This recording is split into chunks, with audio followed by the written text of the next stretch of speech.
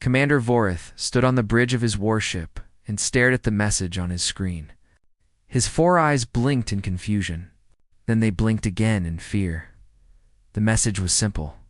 It contained only 2 words and a code name. The words were retreat immediately.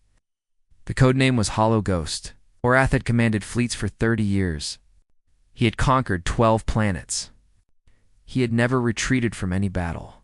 But when he saw that codename, his hands began to shake. Set course away from this system, he ordered his crew. Maximum speed. His second officer looked at him with shock. Commander, we outnumber the enemy 5-1. We have the advantage. Why are we running? Vorath turned to face the young officer. The commander's face was pale. His voice dropped to a whisper. Because the Ghost has been deployed, and I would rather face 1,000 enemy warships than spend 1 night in the same star system as that ... thing. The crew did not argue. They had all heard the stories. Every soldier in the Corvani Dominion had heard the stories. The Hollow Ghost was not a weapon. The Hollow Ghost was not a soldier. The Hollow Ghost was something far worse.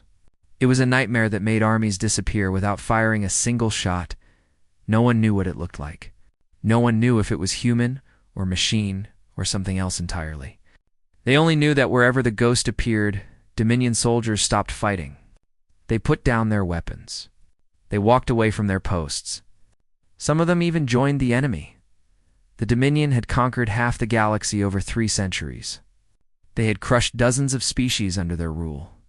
When humans joined the war 5 years ago, everyone expected them to fall within months. Humans were weak. Humans were soft.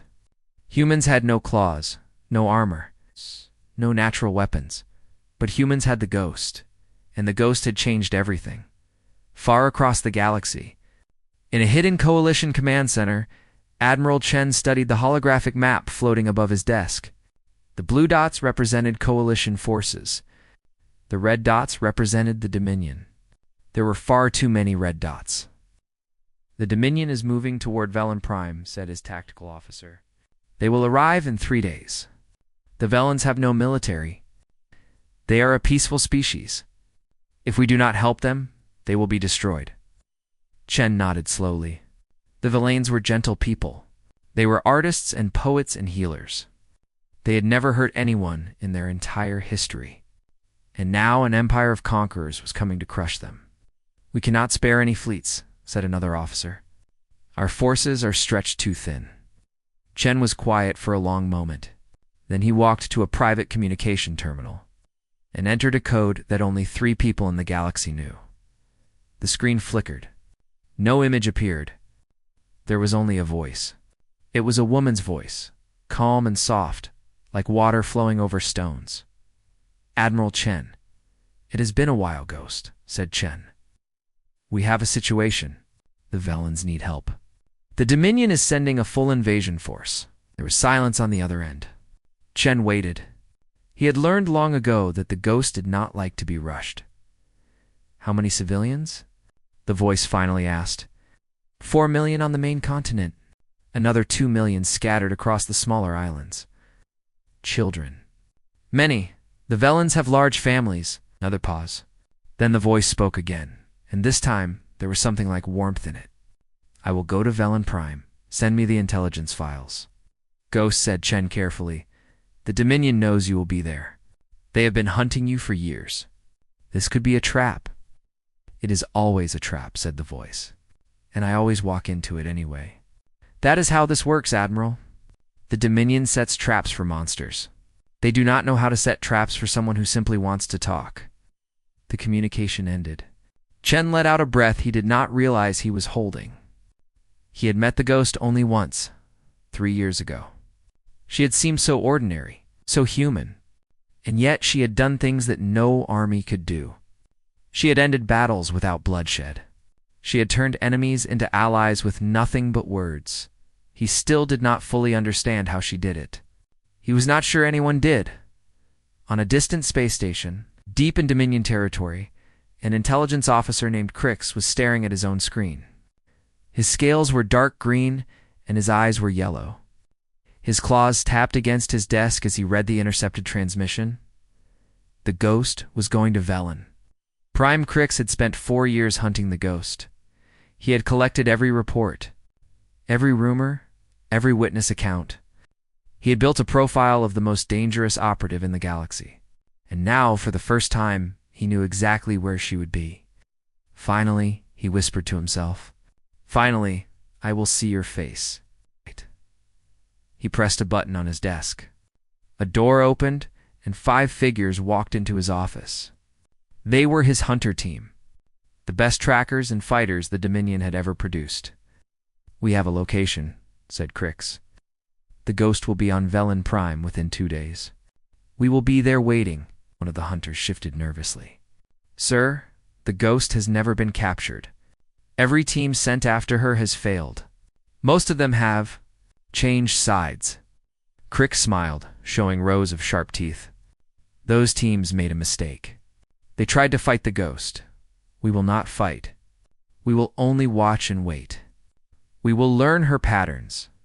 We will discover her weaknesses. And then, when the moment is right, we will take her." He turned back to his screen and looked at the star map. Velen Prime was a small blue dot, surrounded by darkness.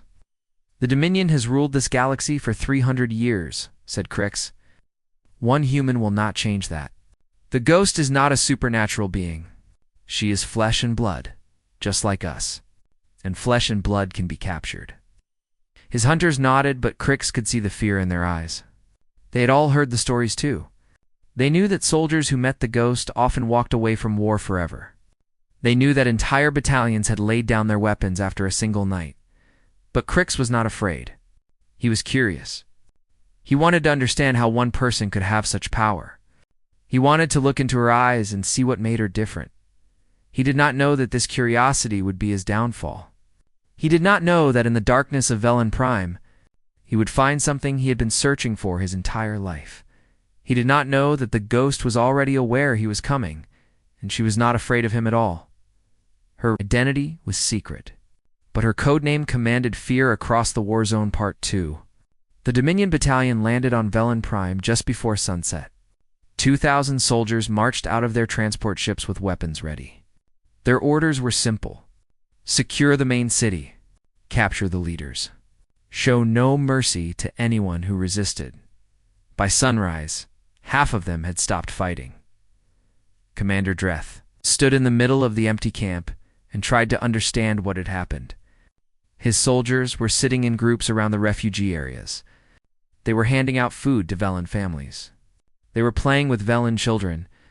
Some of them were crying. "What is the meaning of this?" Dreth shouted at one of his officers. "Why are our troops helping the enemy?"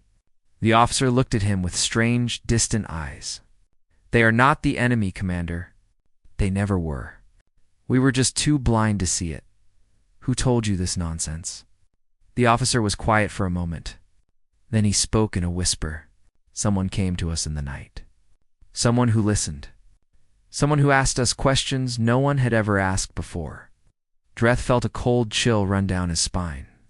He knew what this meant.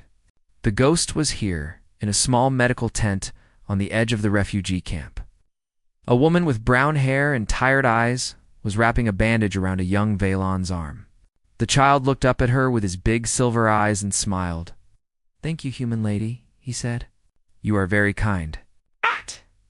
The woman smiled back. "You were very brave. The cut was deep, but you did not cry at all." She finished the bandage and patted the child's head gently. To anyone watching, she looked like an ordinary aid worker. Her clothes were simple. Her face was plain.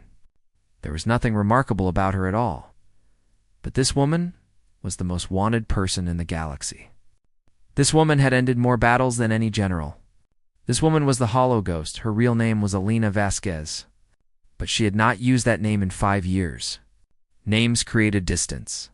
Names created identity. And her work required her to become invisible. As the Velen child ran back to his parents, Lena thought about the soldiers she had visited during the night. She had not threatened them. She had not bribed them. She had simply talked to them. One soldier had told her about his daughter. She had been taken by the Dominion when she was 7 years old. He had not seen her in 15 years. He had joined the army because they promised him they would help him find her. They had lied. Another soldier had spoken about his homeworld. The Dominion had destroyed it when he was a boy.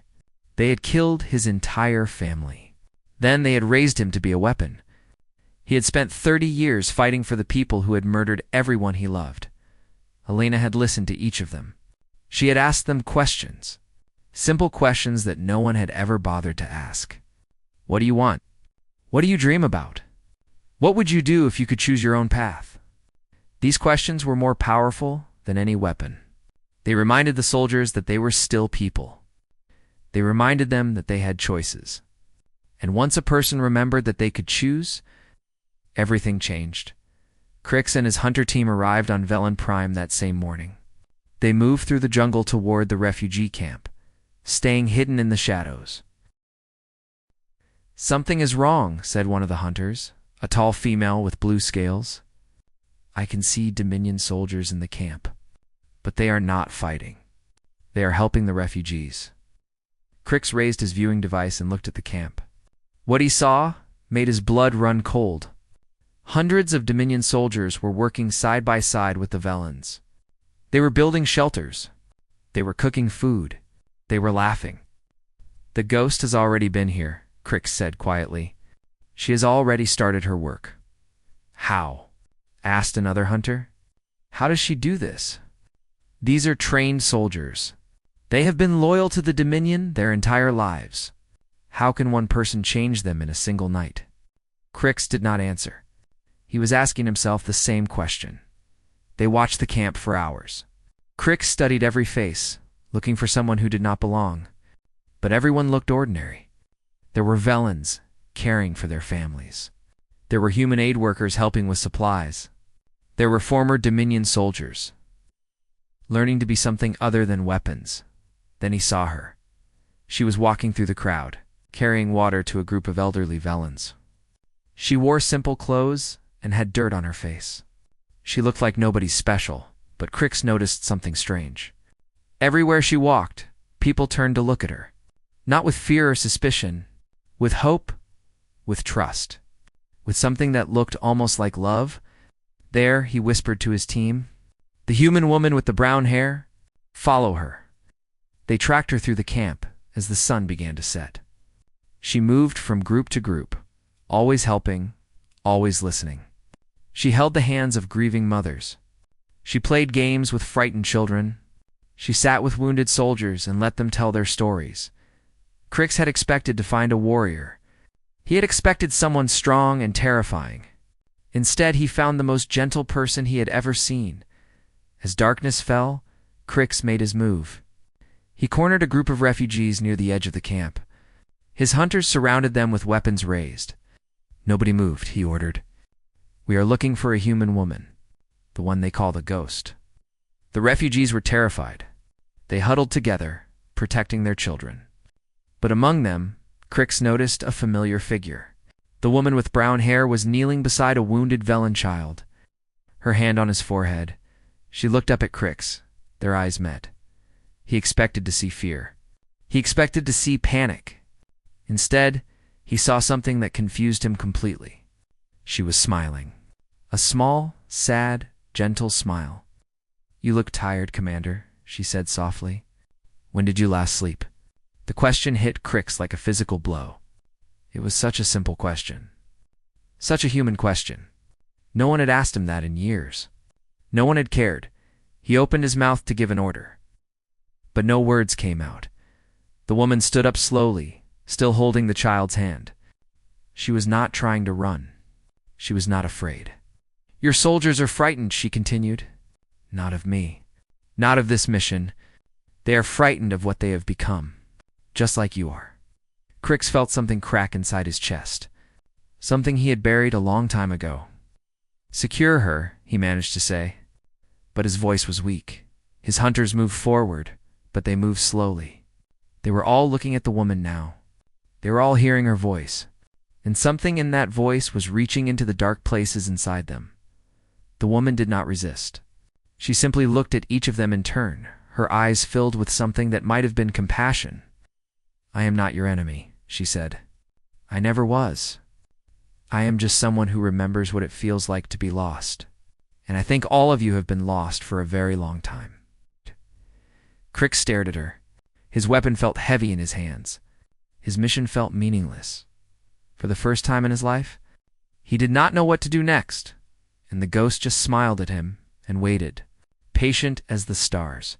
Her identity was secret, but her code name commanded fear across. The Warzone Part 3 Cricks could not sleep. Every time he closed his eyes, he heard her voice. That calm, gentle voice asking him questions that no one had ever asked. When did you last sleep? When did you last feel at peace? When did you last remember who you wanted to be? He sat in his temporary shelter on the edge of the refugee camp. His hunters were stationed around him, but something had changed in them too. They were quieter than before, more thoughtful. One of them had been staring at the stars for hours without moving. "She is just one woman," Crick said to himself. "She has no weapons. She has no army. Why does she frighten me so much?" But he knew the answer. She did not frighten him because she was dangerous. She frightened him because she was honest. And honesty was the most dangerous thing in the universe for someone who had built his entire life on lies. In the medical tent, Alina was preparing for another night of work. She had been doing this for 5 years now, moving from planet to planet, talking to soldiers, listening to their stories, helping them remember that they were more than weapons. She had been a crisis negotiator on Earth before the war.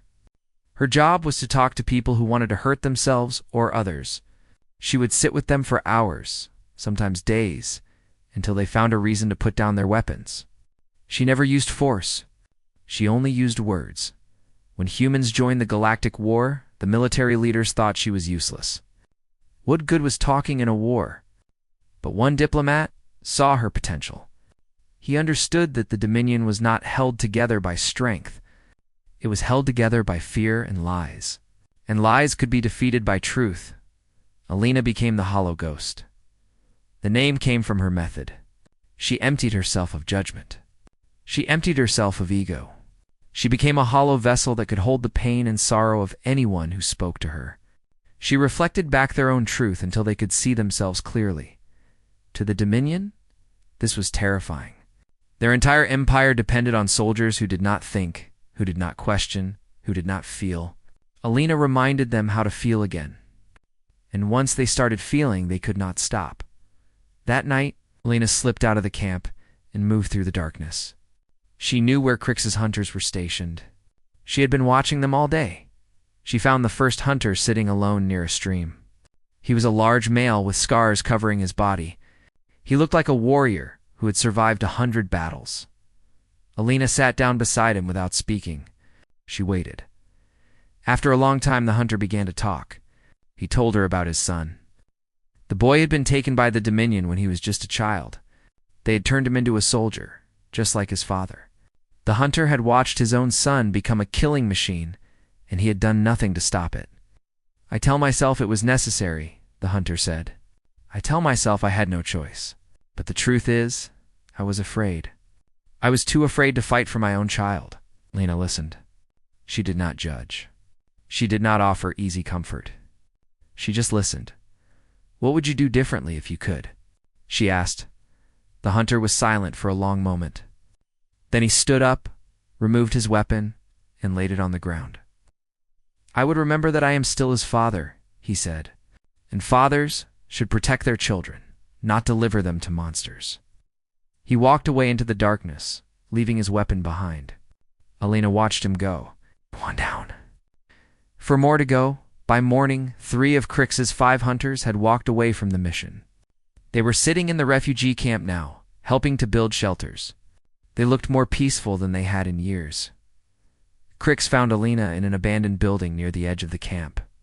He had his weapon pointed at her. His hands were shaking. "Stop," he said. "Stop whatever you are doing. My hunters are abandoning their posts. They are helping the enemy. You have done something to them." Alina sat down on a broken chair and looked up at him. She was not afraid. She never seemed to be afraid. "I did not do anything to them," she said. "I only helped them remember who they were before the Dominion stole their lives. They made their own choices. Just like you will make yours. I will not be manipulated, Crick said. I am not weak like the others. You are not weak, Elena agreed. You are wounded. There is a difference. Wounded people often appear strong because they have built walls around their pain, but the walls are not strength. They are prisons. Crix felt his jaw tighten. You know nothing about me? I know more than you think, Elena said softly. I know that you hunt me so obsessively because you want to understand something. You want to understand how people change, how they break free from the lies they have been told. She leaned forward, her eyes meeting his. You want to know because you want to change too? You have wanted to change for a very long time, but you are too afraid to take the first step. Crix's weapon lowered slightly. He did not realize he had done it. The Dominion killed my family, he heard himself say. The words came out before he could stop them. When I was young, they killed everyone I loved. Then they raised me to be loyal to them. They made me forget who I was before. Lena nodded slowly. And now, you serve the people who destroyed everything you cared about. You hunt enemies of the Dominion because it gives you purpose. Because without that purpose, you would have to face what they did to you. Crix felt tears forming in his eyes. He had not cried in decades. How do you know these things? He whispered. Because I have met 1,000 soldiers just like you, Elena said. The Dominion does not conquer worlds with weapons alone. It conquers minds. It takes children and erases their memories. It takes warriors and fills them with hatred. It takes good people and turns them into monsters. She stood up and walked toward him. He could have shot her. He could have captured her, but he did not move. But here's the truth. The Dominion does not want you to know, she said. The memories can come back. The hatred can fade. The monsters can become human again. All it takes is one moment of honesty. One moment where you look at yourself and admit what you really feel. She stopped in front of him, close enough to touch. What do you really feel, Crix? He looked at her for a long time. His weapon fell from his hands and clattered on the floor. I feel tired, he said. I feel alone. I feel like I have been fighting the wrong war my entire life. Lena smiled. It was a sad smile, full of understanding. Then maybe it is time to stop fighting, she said. Outside. The sun was rising over Velen Prime, and somewhere deep inside Crix, something that had been frozen for 30 years began to thaw. Her identity was secret, but her codename commanded fear across the Warzone, Part 4. Crix sat on the floor of the abandoned building, his weapon forgotten beside him. His hands were trembling. For the first time in 30 years, he felt like a child again. Lost and frightened and terribly alone. Elena sat across from him, patient and calm. She did not rush him. She did not push him. She simply waited for him to speak. Why did they call you the Hollow Ghost? He finally asked. Elena was quiet for a moment, choosing her words carefully. Because that is what I become when I do this work. I empty myself. I let go of my own thoughts, my own judgments, my own desires. I become hollow, like an empty vessel. Why? Because when I am hollow, I can hear what others truly need to say. Most people go through their entire lives never being truly heard. They carry so much pain inside them, so many secrets, so many regrets. They just need someone to listen without judgment. Crix shook his head slowly. But how does listening stop armies? How does being empty make soldiers lay down their weapons? Elena smiled her small, sad smile. Think about it, Crix. Why do soldiers fight? They fight because they are told to. They fight because they are afraid. They fight because they have forgotten that they have a choice. She leaned forward, her eyes intense. The Dominion controls its soldiers through fear and lies. It tells them that the enemy is evil. It tells them that they must kill or be killed. It tells them that their only value is as weapons. But when someone sits with them and truly listens, when someone asks them what they really want, the lies begin to fall apart. And then they stop fighting, Crix said slowly. Understanding beginning to dawn. They stopped fighting because they realized they never wanted to fight in the first place. They were just scared and confused and alone. They wanted what every living creature wants, safety, belonging, purpose, love. Crix thought about his own life. He thought about all the years he had spent serving the Dominion. He had told himself that he was doing important work. He had told himself that hunting enemies of the Empire gave his life meaning, but the truth was simpler and more painful. He had been running. Running from the memory of his family, running from the grief he had never allowed himself to feel, running from the terrible knowledge that he served the people who had destroyed everything he loved. "My name," he said quietly. "My real name. I have not spoken it in 30 years. Alina waited. "I was called Ven. My mother gave me that name. She said it meant hope in our old language." Saying the name out loud felt like releasing a breath he had been holding for 3 decades. Something inside his chest began to loosen. "Ven is a beautiful name," Alina said. "What happened to your mother?" And then, for the first time in his adult life, Crix told someone the full story. He told her about the night the Dominion came to his village. He told her about hiding in a cellar while his parents were executed above him. He told her about being found by soldiers and taken away. Told that his family had been criminals who deserved to die. He told her about the years of training, the erasure of his past, the building of a new identity. He told her about becoming Crix, the perfect hunter, loyal to the Dominion above all else. And he told her about the dreams. The dreams where his mother was still alive. The dreams where she called him by his true name and asked him to come home. Alina listened to every word.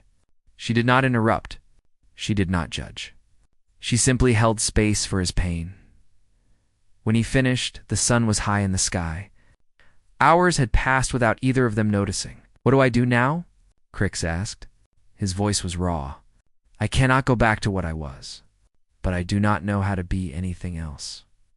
"You do not have to know everything right now," Alina said. "You just have to take one step, and then another. That is how change happens. Not in great dramatic moments, but in small choices made again and again." She stood up and offered him her hand. He took it and let her help him to his feet. "The Dominion will send more soldiers," he said. "When they realize I have failed my mission, they will send a termination squad. They will try to kill everyone here." Lena nodded. She had expected this. "How long do we have?" "A day, maybe 2. The Dominion does not tolerate failure." "Oh, then we have work to do." They walked out of the building together into the bright morning light. The refugee camp had grown larger overnight.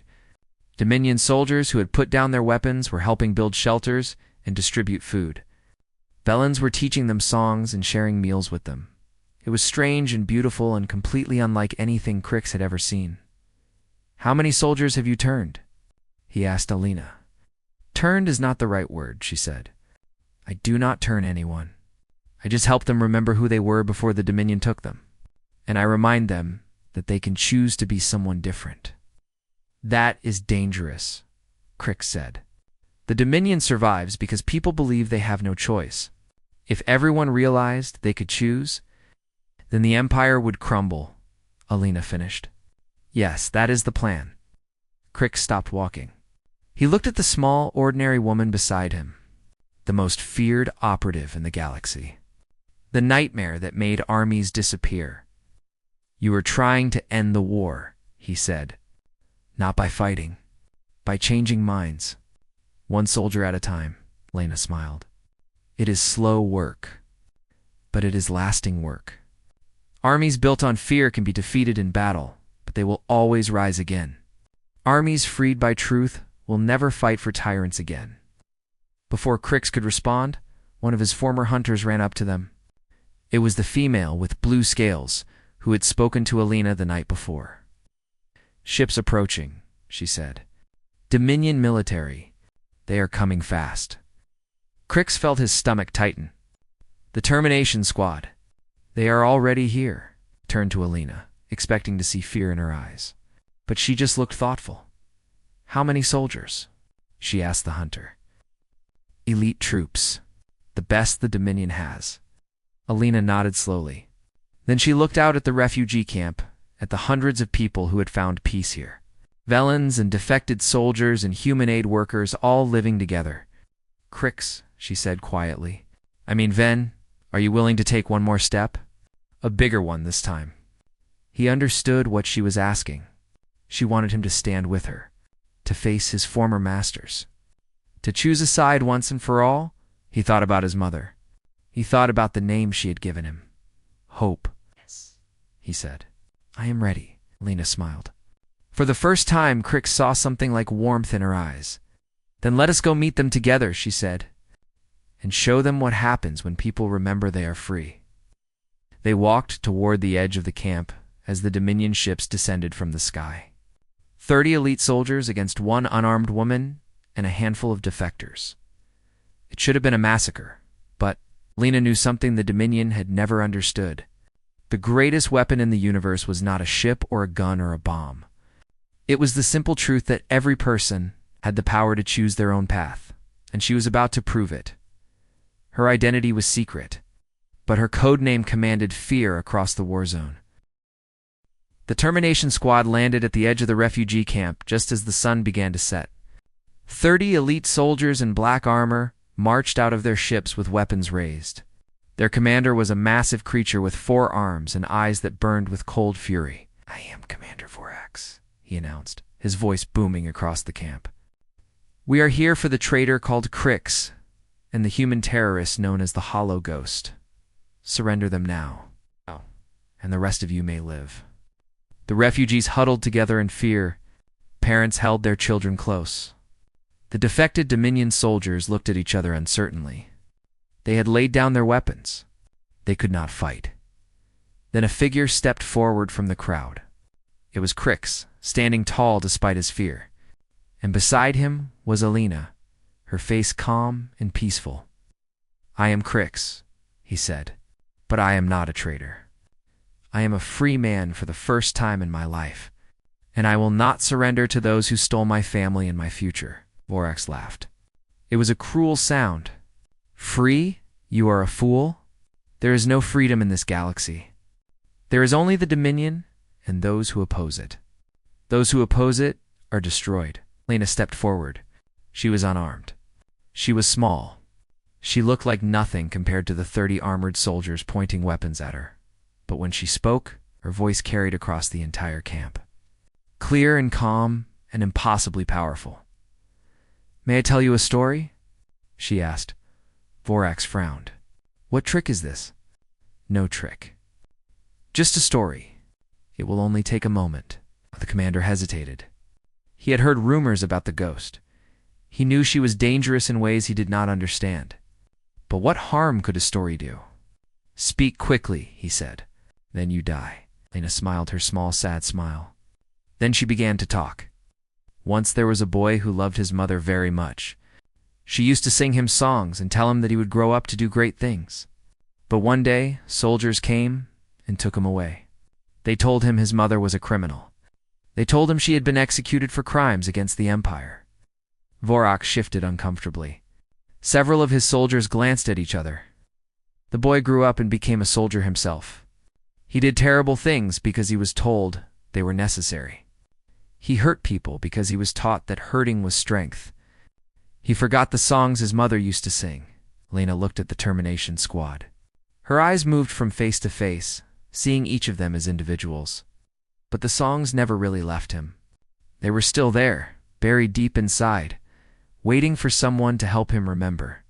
And one day, someone did. Someone sat with him and listened. Someone asked him what he truly wanted. And he remembered that he wanted to be the man his mother had believed he could become. The soldiers were listening now. Their weapons had lowered slightly without them realizing it. That boy was standing beside me when you arrived, Alina continued. His name is Ven. It means hope in his mother's language. He is not a traitor. He is a miracle. He is proof that no matter how deeply someone is buried under lies and pain, the truth can still find them. She turned to face the termination squad directly. Every one of you has a song buried inside you. Every one of you had a mother or a father or someone who loved you. Every one of you wanted to be something before the Dominion told you what you had to be. Vorax raised his weapon. Enough. This is manipulation. This is the trick everyone warned me about. It is not a trick, Alina said gently. It is an invitation. I am inviting you to remember. I am inviting you to choose. Choose. Vorax laughed again, but this time there was uncertainty in his voice. Choose what? Choose what kind of person you want to be. Right now, in this moment, do you want to be a weapon that kills innocent families? Or do you want to be something more? The soldiers looked at each other. Vorax could feel his control slipping. He could feel the doubt spreading through his troops like a disease. Fire, he ordered. Kill them all. No one moved. One soldier stepped forward and removed his helmet. He was young, barely more than a child. His eyes were wet with tears. My mother used to sing to me, he said quietly. I had forgotten, but I remember now. He laid his weapon on the ground and walked toward the refugees. He sat down among them and began to cry. Then another soldier removed his helmet, and another. One by one, they laid down their weapons and walked away from their commander. Vorax stood alone, surrounded by soldiers who had stopped obeying. His forearms trembled with rage and confusion. What is happening? He demanded. This is impossible. You are elite troops. You are loyal to the Dominion. Alina walked toward him slowly. She showed no fear, even though he still held a weapon capable of destroying her in an instant. They were loyal because they had forgotten they could be anything else, she said. You taught them that obedience was survival, but they just learned a different lesson. They learned that they are more than weapons. They are people with memories and dreams and choices. Vorax raised his weapon with shaking hands. His finger touched the trigger. If I kill you, this stops, he said. You are the source. Without you, these soldiers will return to duty. Alina shook her head. You are wrong. I am not the source. I am just a reminder. The source is something that exists in every living creature. The desire for freedom, the need for truth, the hunger for connection. These things cannot be killed because they are part of life itself. She stopped directly in front of him, so close that he could have touched her. You have the same hunger, Commander. I can see it in your eyes. Somewhere inside you, there is a child who wanted to be something other than a destroyer. That child is still there, waiting. Vorax stared at her. His weapon was still raised, but his hands were shaking so badly that he could not aim. I do not know how to be anything else, he whispered. I have been a weapon my entire life. Then this is your first step, Alina said. This moment. Right now. Put down the weapon and sit with us. Let someone listen to your story. Let yourself remember what you have lost. For a long moment, Vorax did not move. The entire camp held its breath. Then, slowly, his weapon fell from his hands. His massive body slumped forward, and for the first time in his long life, he began to cry. Alina caught him as he fell to his knees. She held him like a mother holding a wounded child. And around them, former soldiers and refugees and frightened civilians came together, watching a miracle unfold. The war did not end that day. The Dominion was too vast and too old to collapse from a single defeat, but the cracks had begun. Stories spread from Velen Prime to every corner of the galaxy. Stories about the ghosts who made armies stop fighting. Stories about soldiers who remembered they were people. Stories about an empire that was held together by fear. The fear was finally breaking. Months later, Lena returned to Earth. She walked through a memorial for soldiers who had died in the war. Thousands of names carved into stone. Each one, a person with dreams and memories and choices. A young woman approached her. She had the look of a diplomat, eager and idealistic. Are you the one they call the ghost? She asked. Elena smiled. There is no ghost. There never was. Just a woman who learned to listen. How did you do it? The young woman asked. How did you change so many minds? Alina looked out at the memorial, at all the names of the lost. Humans learned something a long time ago, she said. Every tyrant, every army, every empire depends on people choosing to obey.